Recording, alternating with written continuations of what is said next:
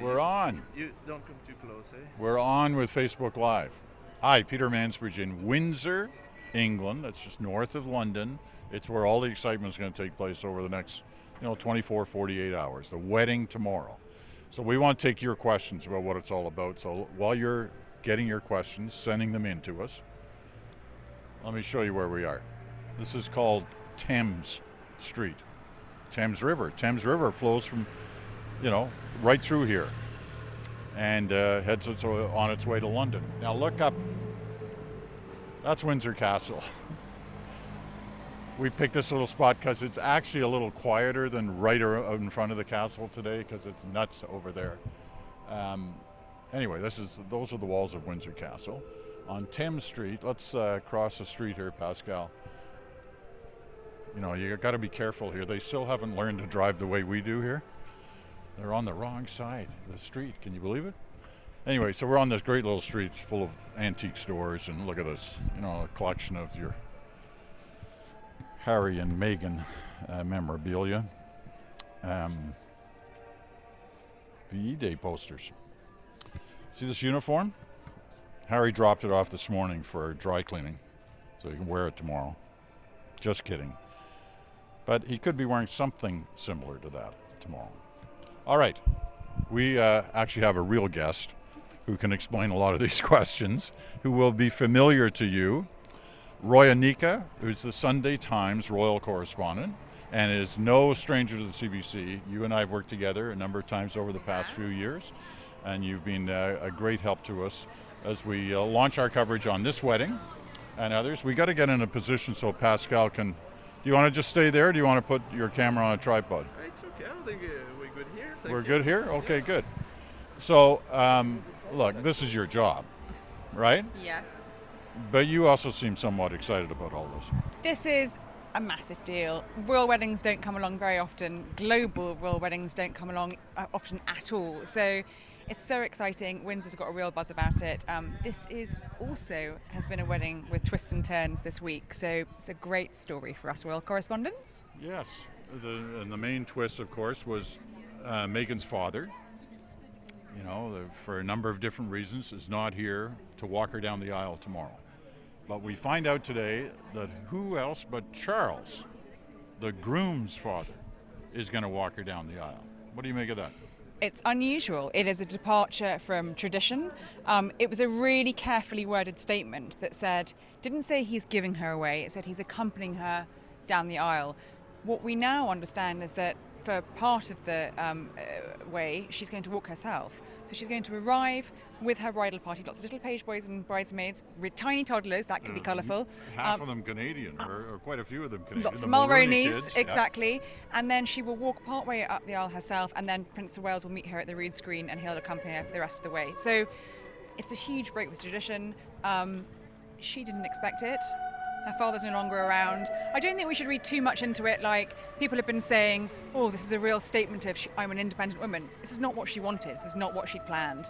But it is a logistical plan that they've come together with. And I'm told that Meghan actually asked the Prince of Wales, and he was very touched to have been asked. All right.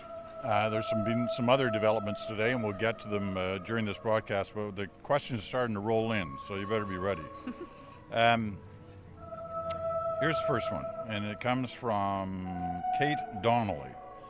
She asks, are people really as upset as the papers make out with Harry marrying an American and with her father unable to attend as it's painted to be? So you talked about the father. What about the simple fact that she's an American? She's, there's kind of a list, right? She's American, she's a divorcee, she's an actress, she's clearly a commoner, she's biracial, all things that used to be, hey, you can't do this. Are they upset? Firstly, divorce. Our next king and queen of this country are both divorcees. That's just not the taboo that it was 50, 60, 70, 80 years ago. In this country, I think the reception of Meghan has been amazing. The Brits have welcomed her. I think they're thrilled that Prince Harry is marrying someone who has lived in the real world, who has had a career, who is biracial, who has had experience of life outside palace walls. All of that can only be seen as a good thing. And I think people are thrilled that he hasn't gone for a blue-blooded aristocrat. And actually, by marrying someone who's lived in the real world, I think that's going to bring a little bit more relevance and modernity to the institution of the monarchy. And that is one of the kind of underlying questions here. Where do things go next in terms of the monarchy? And this is an interesting way of looking at that question, because it's not just her, it's him. It's not led the life of a shepherd. He's been out there, and he's got a few things in his past that make him different than others of his background. All of those things are what make Harry pretty lovable in this country. After the Queen, he's the most popular member of the royal family by a long way. We love Harry. We love he's had his ups and downs, his twists and turns and hiccups in his life. And I think that's what makes tomorrow so special, is that through all of those bumps and moments of adversity, of great adversity, finally he seems to be in a place in his life where he wants to settle down, he's got a life partner, he's going to crack on with that next bit of his life and do an enormous amount of good work, I'm sure, with someone he feels finally comfortable with. And we love that here in the UK. Are people going to be watching this tomorrow here in Britain? What? Sorry. I have to keep the mic. It's been a while. It's been a year, so I've got to remember what to do with these things. Are people in Britain going to be watching this tomorrow? There have been, a number of polls, surveys this week in Britain that suggest, country's kind of split about whether they care about this or not. You'll always have people who aren't that fussed by the royal family, and okay, not everyone's going to be tuning in tomorrow, but on the whole, the national excitement in the UK has been huge. I mean, just look at Windsor, look at London, it's all decorated. People are really excited about this wedding, and I think in this country, because it's Harry as well, and because it's got that global element to it, and she's American, and the American networks are all over it. They're going crazy. They are going bonkers. I think people are pretty psyched about it here. Okay, here's another question. This one comes from Tamara Van Horn. She asks, where's the music coming from? Well, just up the road.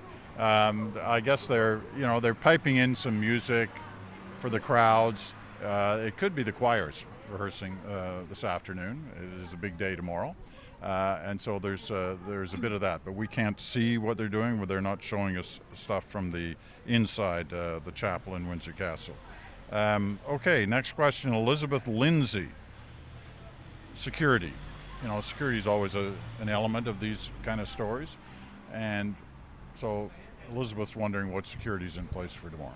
Huge security operation. Thames Valley Police say it's pretty much the biggest operation they've ever had. There will be different elements of security here as you go up towards Castle Hill, and then on the Long Walk, which is the big sort of carriage procession suite we'll see, there'll be airport-style security checks, scanners, all that kind of stuff. It's huge.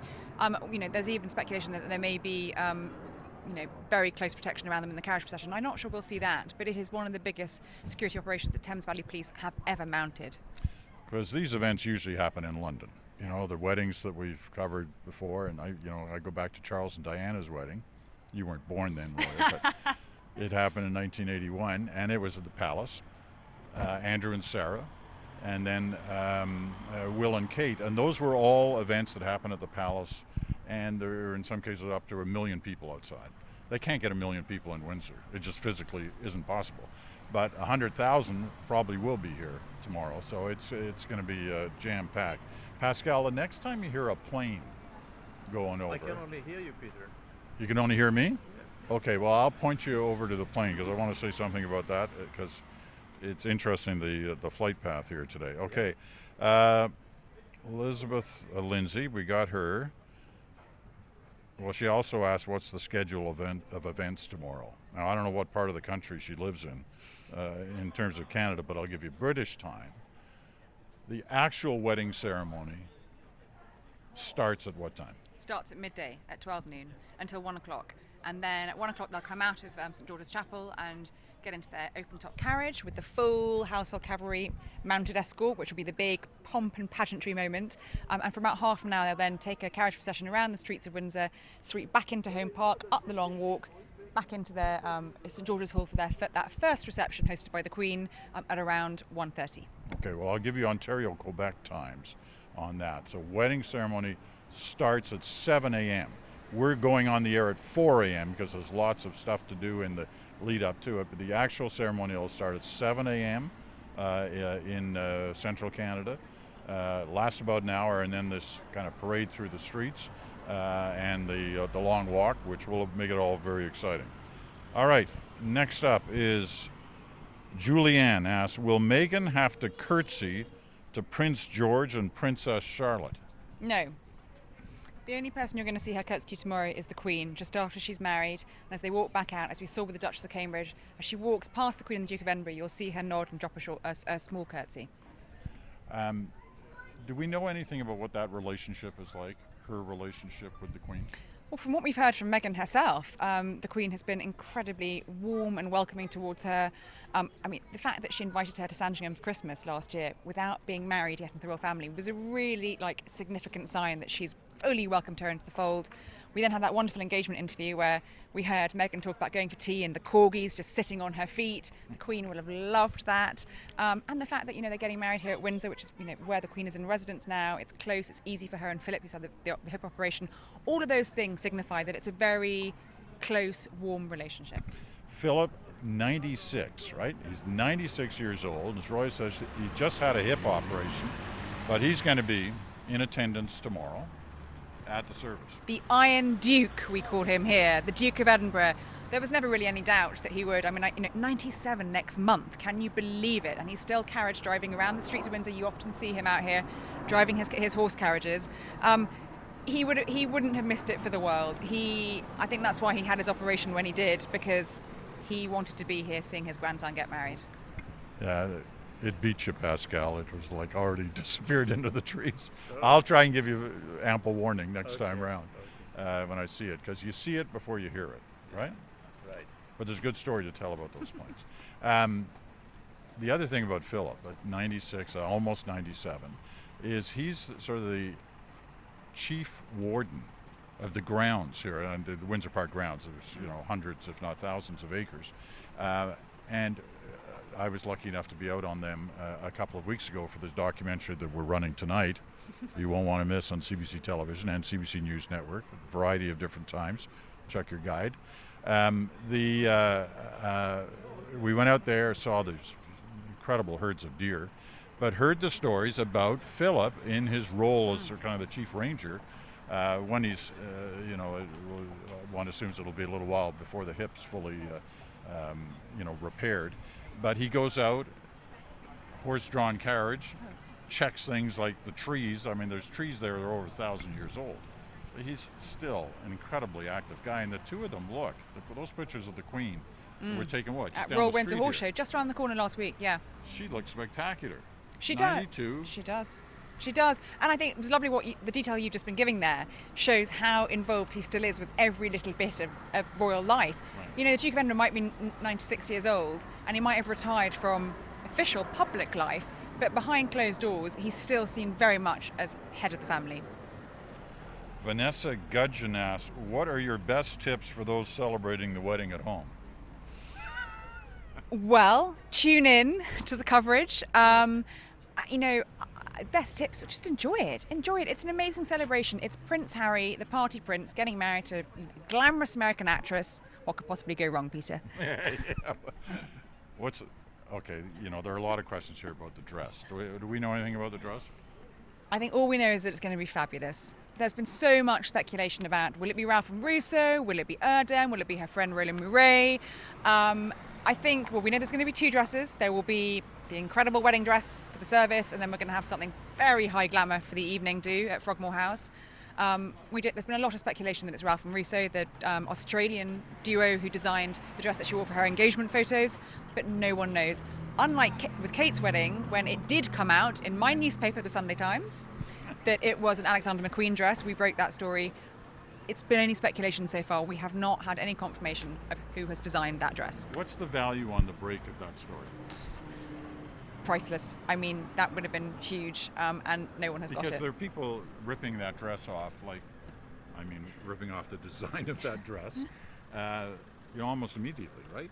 You'll be able to find that somewhere within a day or so. Yeah. Whether it's made in Hong Kong or wherever, but they'll be copying that dress. I have no doubt about it, and whoever has designed that dress, that designer will be world famous for the rest of their lives and probably still talked about in the archives hundreds of years down the line. Isn't that crazy? Really, it's a dress. I know, but it's royal brides. You're talking about an estimated global audience of around 3 billion people. That's a lot of attention for a fashion house. 3 billion people? There's only 7 billion in the world. 3 billion tune in for William and Kate, and I think this is not going to be far off. Could even eclipse it. Okay. There's a big football game tomorrow at Wembley. Yes, which William is missing. He should have been at that as president of the Football Association, but he's got a small private family wedding on his hands. Okay. On YouTube, Christine asks, will Meghan's sister be a part of the wedding? No. She's not here, is she? She's not here. She's in the States. And that's all. They had a real falling out, didn't they, through all this? I mean, they weren't really that close to start with, but then she said a few things that upset Meghan. I think my understanding of that is that they've not been in touch for many, many years. So, I don't think Meghan would have been probably enormously surprised by what her half sister has come out with. I'm told they don't have a relationship at all and haven't had for quite some time. Okay. Next one here. Carolyn Percy Searle comments, thrilled that we have some Canadians in the wedding party.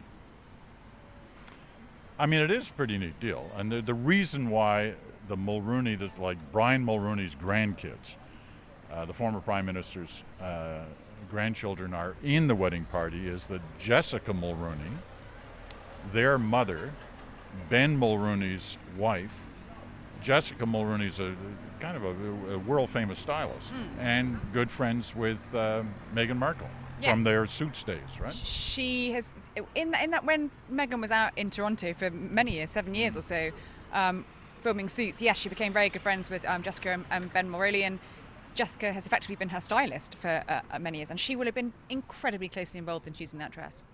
What's the difference between a stylist and a dressmaker?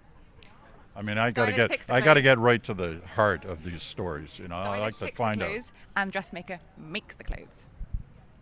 Does the stylist decide who the dressmaker should be? She'll have helped her choose. I don't think she'll have decided, but she'll have certainly helped her. Okay. Tamara Van Horn, or Can Horn.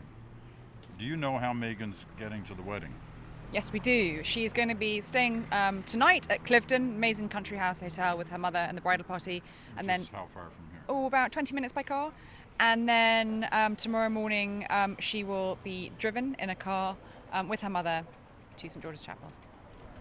And Harry, he's staying equally some distance away with Will, right? Yes, he's staying in a hotel called Cowth Park, another very, very beautiful country house hotel with his best man, his brother, William, and probably some of his ushers and some of his buddies too. Are they going away? Are they going to do the honeymoon thing or what? They are, but not immediately. So we know that just a couple of days after their wedding, on Tuesday, they're doing their first official engagement as newlyweds. They're joining Prince Charles and Camilla at Buckingham Palace for a garden party, celebrating... Hold it. Pascal. That's how close these aircraft fly to Windsor Castle. They literally fly right over the top of it. I can't imagine that'll be going on tomorrow. I'm sure with the wedding and, the various dignitaries who are all here, they'll be rerouting planes. Those planes are all going into Heathrow, which does, 600-700 flights a day. And that particular flight path, I was on it this morning coming in from Toronto, and we flew that close. Suddenly look out the window, and bang, there's Windsor Castle. It's really interesting to watch that, but it's also noisy. It must drive them crazy at times with that many aircraft going over. I cut you off in the middle of something which I can't remember what it was. I got so excited to see an airplane. Okay, here we go.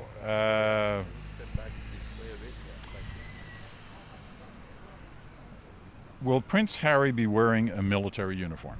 Yes, he will be. I'm pretty certain he will be. I hope so, because I've written that story, Peter. My best bet is that he will be in the some order of dress of the Royal Marines. He was just made Captain General of the Royal Marines in December. He took on that title from the Duke of Edinburgh. It's a sort of official ceremonial role, but he was in the Household Cavalry for years. He served with that regiment. He normally always wears Blues and Royals order of dress. But now I think that he's taken on that Captain General role from the Duke of Edinburgh. I just sense that tomorrow I think that's what we'll see him in. I think we'll see him in Royal Marines. Okay, so he'll be in a uniform. Will he have the beard? Yes, He will. Well, he's not going to cut the beard off. Harry's been wearing military dress since he left the army with his beard for the last 3-4 years. That beard is not going anywhere. It suits him. It does. I hear that it's the thing these days. Even old guys. So I hear, Peter. You'd know better. Okay. Willie Badger asks, besides Elton John, who will be performing? Is Elton John performing for sure? Not for sure, we haven't had that confirmed, but it's been a very strong rumour that he'll perform at some point, either during the service or at the evening do at Frogmore House. We don't know. It's all under wraps, the details for later on in the later reception. You know, past royal weddings, the group in the chapel and at the events that followed that day are usually filled with all kinds of world leaders. That's not happening here. No, there are no officials, no prime ministers, no presidents. It's going to be 600 people, close friends, family, and other people who they have a very strong connection with. Harry's not going to be king. He's not in the direct line of succession. Well, I mean, he is, but he's pretty far away from it, 6th in line. So he didn't need to have a state wedding, and they didn't want one either. So everyone who's there, they will have a very strong connection with, and that's what weddings are all about. But does that also say something about their kind of thinking about, you know, the current role of the monarchy and what it should be? No, I think it just says more about the way they wanted this wedding to be. They didn't want it stuffed full of officials and diplomats and dignitaries they didn't know. I think that just speaks a lot about their own personal characters and the stamp that they're putting on this wedding. A couple more here. I know you're going to have to run here soon, so you know, don't be shy about telling me. Roy is one of the most sought-after guests in town, and when you consider their, I don't know how many networks here, but they're from all over the world. All of them. All of them. And they all want to talk to you because of your insight and your knowledge of this story and the books you've written, and obviously your Sunday Times pieces. Will they reroute planes during the ceremony? I'm almost. No. You don't think they will? No, we've been told that we've asked that question, and the Queen has not asked for the planes to be rerouted. Wow. Well, we'll be hearing one every 30 seconds through the service tomorrow. Maybe the audio is able to drown them out inside the chapel. Now, you know, other things can reroute the planes, like the wind. When I was here 2 weeks ago, the direction of the flights was completely opposite to what it is today. So they were taking off as opposed to landing, and by the time they got over Windsor Castle, they were quite high.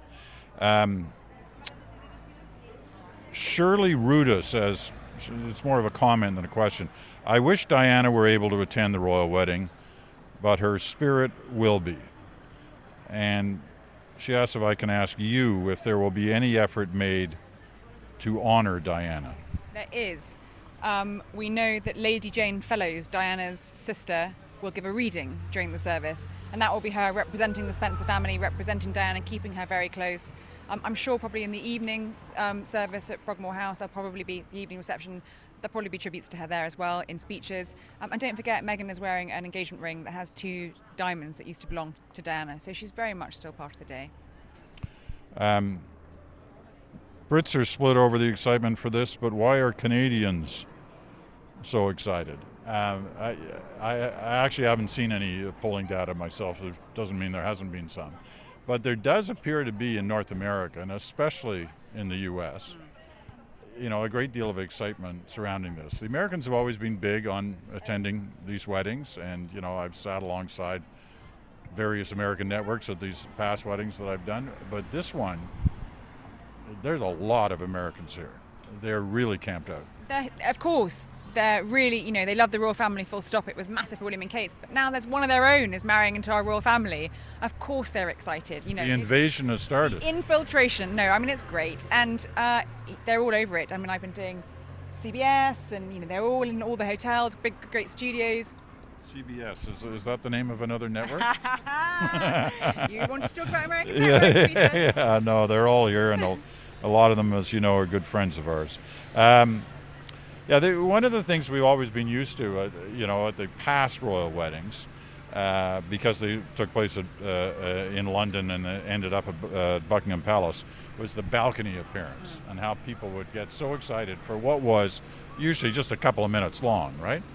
Is there going to be anything like that tomorrow? I think that's really for the kiss moment, and everyone wants to know where is that going to be. And I think the most likely option of that will be as they come out as newlyweds onto the top of St George's Chapel, the west steps. I think that will be the kind of balcony moment. That's probably where we'll see them holding hands. I think that's probably where they'll sneak a kiss as well. Is that before the parade around town? Yes, just before the carriage procession, yes. Now, you notice that when you look up at the rooftops on the castle, there seem to be a number of things set up there, almost like there's kind of a garden party or something going to take place. Is that what's happening up there? What you're seeing up there is actually the studios of British networks. British networks, the BBC, our great BBC. Yes, so that's what you're seeing, all those studios up there. BBC, of course, is Britain's public broadcaster. They have like CBC. Just like the CBC, except in terms of their budget. Yes. They have a great budget, and our booth is actually down in a soccer field, not far from here, but that's okay. We're loving it anyway. Rachel Bragger Goldenberg asks, isn't Meghan friends with Sophie Trudeau, Justin Trudeau's wife? Is it possible the Trudeaus will come as private guests? The Trudeaus aren't coming. When Justin was here for Commonwealth Heads of Government meeting last month, we asked him that and he said he wasn't going to be here. They are friends, Sophie and Meghan. Yes, they are, I think, but you can't really have one Prime Minister and then not all the others. I think that's been the deal. And, Barack Obama is obviously friends with Harry. They've done a number of things together, but he's not here either for, I guess, the same reason. Exactly that. Not to mention, how do you invite an ex-president? And not a current one. And not a current one. That's it. Those are the questions. You've been great, Roya. Always a joy to talk to you, Peter. Always enjoy listening to you. Oh. And we'll obviously be talking to Roya tomorrow as well at some point during the day. Are you going to get lots of sleep tonight or no? There will be not much sleep at all tonight, no, and an incredibly early start tomorrow, and many thousands of words to scribble for the Sunday Times and many interviews to do, but it's all good fun. Thanks, Roya. Pleasure. All right, so that's our Facebook Live for now. We'll be doing others throughout the next couple of days, so stay with us. And tonight, please, if you get the opportunity, watch our special documentary. Tonight it's at 7 o'clock Eastern. That's 8 o'clock in Atlantic Canada, 8:30 in Newfoundland. And it will be after the hockey game. Go Jets! Go Jets! Tonight. So you'll have to keep an eye out for that. It's really worth it. CBC News Network at 8 o'clock Eastern Time tonight will broadcast that. And once again, our coverage tomorrow with Adrian Arsenault starts at 4 a.m. That's 1 a.m. on Vancouver Island. But we know you'll be there. It'll be a great show. We'll talk again soon. Bye.